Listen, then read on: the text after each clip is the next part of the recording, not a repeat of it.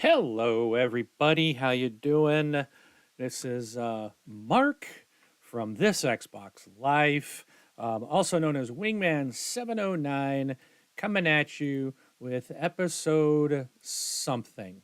I don't know what it is because I still am missing all my stuff, like trying to figure out where everything went. There we go. I think I've got it. Episode 675, Random Thoughts. I really need like a whole bunch of monitors so I can put stuff like in. I got 4 monitors. I need to figure out how to use all 4 because 2 are for work and 2 are for home. But I need more monitors. I need more screen space. But anyways, I have been out for a little while. I was gone for a week. I got to go to the Big Board Being Convention in Indianapolis, called Gen Con 2023. Had a great time. Got to see Rob and Brun. We got to spend time there. It was awesome. Also got to see, many of you may remember Ravioli Capote. He was a huge fan of TXL way back in the day and spun off a show with Kyle, who is Moronic Cow, the original Xbox Live podcast crew, and they went and did Achievement Hounds. So I got to see Franco as well, which is Ravioli Capone. So it was a great time. We just had a blast together. So, but I got back and it's like I wanted to do a show before I left and I just didn't get a chance. And I'm back. So I'm like, I'm getting one out. So, again, really glad to do this. If you guys want to make a comment, you can email me, mark at thisxboxlife.com. You can also go to thisxboxlife.com to the website. I haven't done anything with it, so it's still a little outdated. I'm going to get with Rob and make some changes because I don't really want to use the website. But right now, that's where the voicemails are. So you can click on the widget, on the voicemail widget, and it'll allow you to just say yes to let it access your mic. You can leave a message, comments, questions, whatever you want. And it'll send it to me, and I'll put it in the show, and I'll play it, and then I'll answer you guys or comment on your voicemails, so you can get yourself in the show. All right, so I got a couple things I was going to talk about today. So the first one is we've been hearing about a digital only Xbox Series X, and I've got an article here from PureXbox.com, and their articles about would you be interested in one. So I kind of thought I'd share my thoughts because I'm interested, but I wanted one from the very start.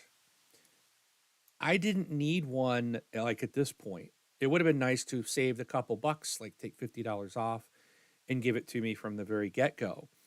Because I've been all digital. I don't think I've never used this disk drive. I don't even know if it works. It could have been defunct from out of the box, and I'd never know because I've never used it. So yeah, it would be nice to have had one, but if their mid-gen refresh, if they're putting new hardware in there and to like more memory, more chips, but faster chips, whatever, and if I'm going to see an improved performance out of the box and they can actually guarantee 4K 60 like they promised with the originals, which we don't seem to be getting all the time, then I might be interested in buying a digital only. I have nothing against digital only. I do not need I do not need a CD-ROM drive, CD-ROM, DVD, whatever. I don't need that physical media drive in there anymore. So I say take it out. But if it's going to basically be the current box and they're just removing the drive, I don't really see the point, because then it's like, oh, well, maybe we'll drop $50. Now you're back to the same price this box was when you bought it as an early adopter, and now you don't have something in there. So really depends on what they do. I think they should have done a digital only out the gate, which I guess they did, right, with the Series S. But you should have had a Series X digital.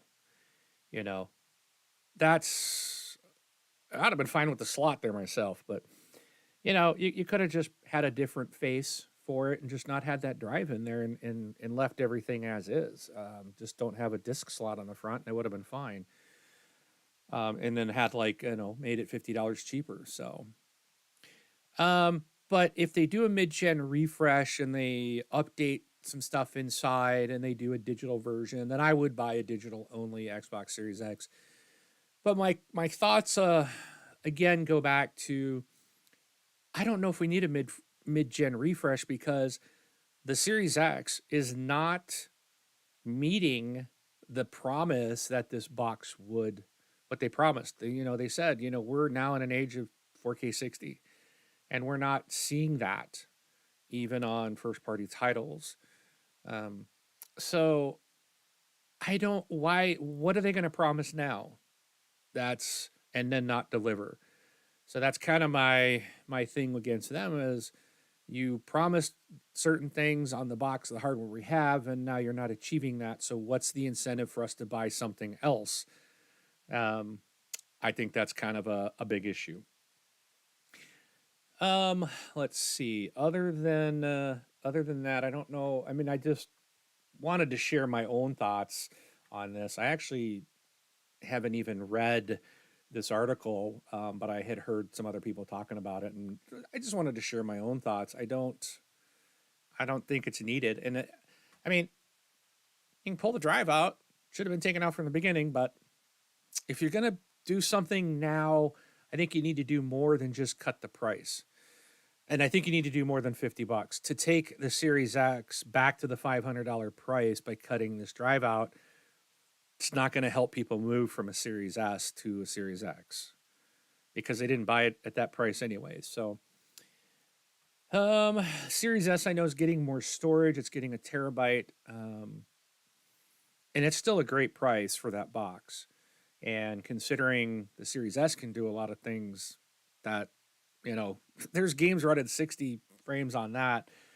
And I don't know why the X is seeming to have some troubles, but I don't think, I think it would have to be a pretty significant in performance increase for me to really be interested in a mid gen refresh. I'd really rather them just focus on getting this box to do what they promised across the board. Um, and I guess we'll just have to see what happens. But share your thoughts with me. Let me know what you guys are thinking, and yeah, I'm curious to know your thoughts. The next one is about Starfield. Starfield, we're about 4 weeks away from that release, and I guess there's been some advertisements on TV that you can play Starfield on a Samsung TV. You don't even need an Xbox. All you need is a controller. Our controllers are Bluetooth. You can sync them to the Samsung TV. Go into the Samsung's what is it called? They've got like a gaming hub, and I know they've talked about this before.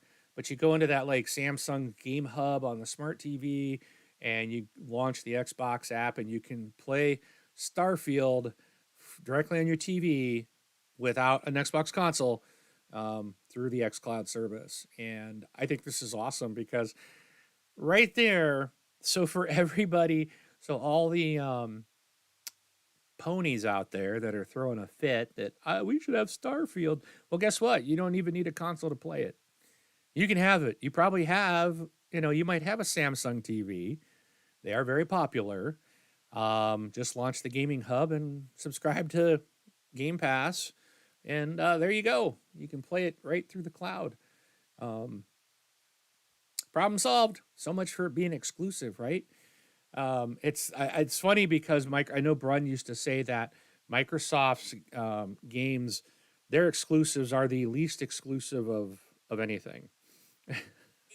Whoop. Okay. Well, I just checked accidentally pulled the thing up my phone, so you probably heard me twice. Sorry about that. I was just making sure that you could hear me.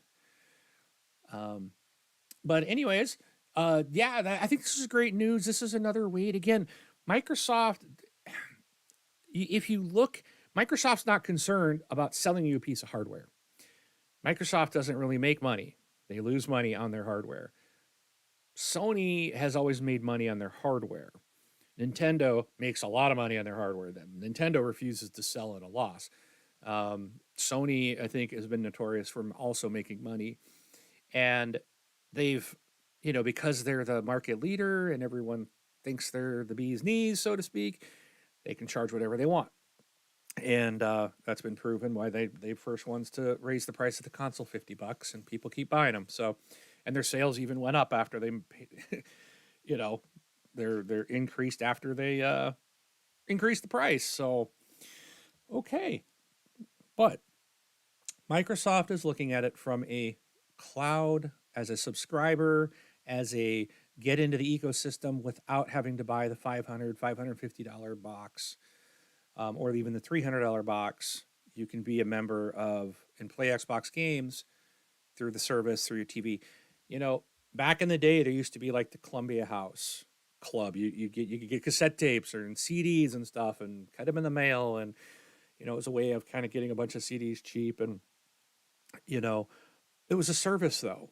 And I never ever heard like Best Buy and Circuit City complaining that Columbia House is trying to run us out of business. That just didn't exist. You could buy movies, VHS tapes, and DVDs same way. The Columbia House from their subscription clubs. These things are nothing new. And you look at books and movies and music. All of that stuff's gone digital. You don't even you go into a Best Buy today, and back when I was a teenager, young adult, I mean, I worked at a Circuit City. I know Rob worked at another Circuit City as well for a while.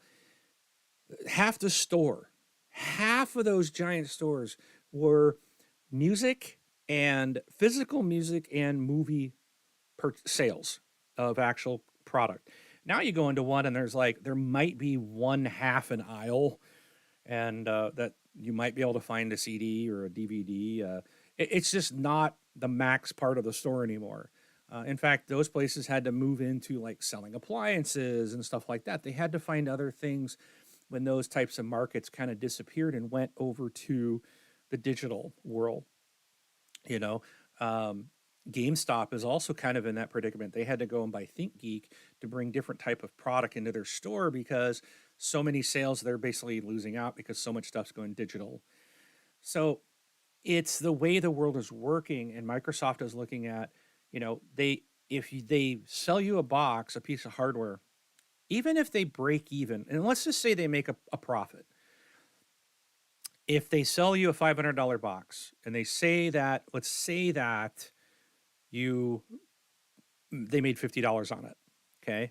They got $50 from you. How many games are you going to buy? There's no guarantee that you might buy. There's a lot of people that might buy one or two games. They might buy Madden and Call of Duty, and they do those every year, and that's it. That's that, and if you're going to be buying Call of Duty, Microsoft's going to get a very tiny percentage of that. You know, Activision gets all that, and I probably should use it, but this is pre-merger what I'm talking about. So a lot of people just played Call of Duty, or a lot of people just play Madden. They're huge Madden fans. That's their game, So you have a customer, but they buy one game a year, and EA makes more money than Microsoft does off of that. So subscriptions like a Netflix. Everybody is like, no one has a problem with Netflix or Paramount Plus or Hulu. I mean, people are paying and joining these things, and they love this. I can watch what I want when I want. I don't have to be at home like the old days. If I wanted to watch the program, it aired on Friday nights at 7 p.m. Back in the old days when I was growing up, there were no DVRs. There was, and there was no fast forwarding through commercials. You had to watch TV at that point. If you missed it, you'd have to wait till the summertime when they ran what was called reruns, and that's when you could watch that show. Nowadays, you can just watch what you want when you want, pretty much. It's amazing. It's awesome. Video games, Microsoft's doing the same with, they've talked about making Game Pass as the Netflix of gaming, and I love it. I have been a Game Pass subscriber from the day it started. Even I was a beta, I got in as soon as I could. And I'm not even like doing the deals. I'm just paying them the monthly fee. I have no problem because I'm getting my value just in the first party games that put out every year. I'm saving money, and then I get to try all these cool new other games that I would never probably purchase. That I found some that I really like. And where have you ever thought of like a game like Starfield, as big as this game? I mean, this is a Bethesda title. It's going to be huge. To be able to just boot up your TV, turn your TV on, and go into that little game hub and say Starfield and launch it from your TV and just play it.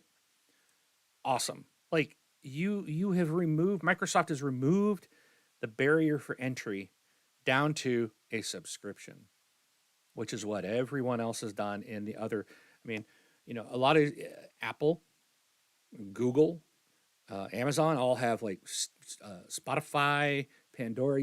People pay for these streaming apps of all different types of music and movies, and it seems fine. And now people like outside of the Xbox ecosystem, they're having a cow that they can't get Starfield. Well, guess what? You can. You don't even need to buy an Xbox. And Sony's response always was, "Well, buy a Sony. Why buy a PlayStation if you want to play a exclusive title?" But yet, for some reason, that doesn't seem to work the other way. When you tell a pony who's crying about, "I can't play Starfield. It should be on PlayStation." No, buy an Xbox. Well, now you don't even have to.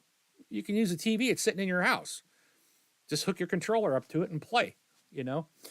So this is really cool. I think again, this is an awesome move to just get games into front of more people. I'm very happy to see this. All right, my last thing is Killer Instinct 10th anniversary update is coming to Xbox Series X and S. I know a lot of people have been, Microsoft hasn't really had a fighter. This one is theirs. They did it, I think, Xbox One when it first came out. They released this and people loved it. And it kind of went away. They haven't really done much with it, but it's been around for 10 years. And then Iron Galaxy they're going to come back to deliver a special anniversary update later this year. So before the end of the year, they announced this at EVO 2023 with the Killer Instinct team confirming the update would include a balanced patch, improved matchmaking, 4K support for Xbox Series X, S, and more. So this is pretty cool. They had a season 1 was originally developed by Double Helix. Iron Galaxy took over that, releasing season 2 in 2014 and season 3 in 2016. So now we're going to get 7 years later, an update. And I really think that this will probably be a feeler. They're putting this out there. I think they're going to come back and do this. And I wouldn't be surprised if they, obviously it's going to go into Game Pass, but to see the reception of it and the interest. And I kind of think that Iron Galaxy will probably be developing a new Killer Instinct. I do hope they do. It's been a great title. And it's a very beloved title. And I'm glad that they're bringing this back. Now, I'm not a big fighter fan. I don't play them. To me, it's too complicated. I'm too old and button this X, hit these buttons. I just can't hit them in sync and at the right time and fast enough. And it just doesn't work for me. But I know a lot of people love this. And anything that we can get on the box for more content, more variety, is just a great benefit for the Xbox customer. So again, great news. Happy to have it. And keep it coming, Microsoft. Keep it coming. All right. Well, that's really what I had for you guys today. Just again, a couple of thoughts that I had. Please do like and subscribe to the show. And I will, I'm going to try to do 2 a week. I'm just trying to gear up. I noticed in the first couple episodes, when I would play them back, it's like the mic didn't sound good to me. The audio didn't sound good. So I've kind of moved the mic. I used to have the boom. If you guys remember us from actually we never did the video stuff. We were always doing audio, but I had a boom mic. So it would sit here and everything always sounded good. But I ended up getting a stand. It's the same microphone, but it sits on my desk. And I like it better because I always had to have like this TV tray next to it because my desk, is a really nice, fancy desk, but it doesn't have a way to really clamp the boom to it. So I always had this like TV tray next to it. And I hated that thing. It was always in the way. And So I finally decided I got rid of it. And then when I decided to do the Board Game Life podcast with Rob, I'm like, I'm just going to put this microphone on a little desk stand. And I like it so much better. It's out of my way. It's not hanging in my face. Um, but so I moved it closer, and I did some other things on the computer to hopefully clear it up. And when I put my phone on for a second there, and um, it sounded even better there. But I'll listen back to the show. But feel free to give me some comments below. Let me know your thoughts. If you guys, again, you can email me, mark at thisxboxlife.com with any questions, comments, and I'll put those and read those in the show. If you want to leave a voicemail, again, thisxboxlife.com. Hit the voicemail widget on the right-hand side of the page, and I will put your audio into the show and answer a comment on your comments or questions. Love the voicemails, so bring those on, and let's get those going. And hope you guys have a fabulous week. Before I go, I will say, because I forgot to start with what I've been playing, it's been a little slow. Like I said, I was at Gen Con all week, so I've been doing a lot of board gaming, but I've been playing a lot of Gems of War. I did get a Logitech G Cloud, so I played Gems of War like every night. So if you see me playing, it's because I'm probably laying in bed playing it remotely. I play that about every night, and then when I've been on my Xbox, I've been doing some Diablo 4, but I'm really, maybe on my next show, maybe in a couple days, I might do a rant, because I know you guys like to rant, and you like to hear the music. I might rant about Diablo 4, but it's not a full-on rant, but I'm done with the game, basically. I'm tired of it. I think they ruined it. But again, I loved Diablo 3. And so I'm coming at it from that perspective, and I think Diablo 3 is amazing, and I think this was a step down in a lot of ways. So maybe I'll note that in my next episode. I'll share my thoughts on Diablo 4. But hit me up with any questions, comments, topics. I'm here, happy to answer, and I will see you guys later. This is Wingman 709 taking off.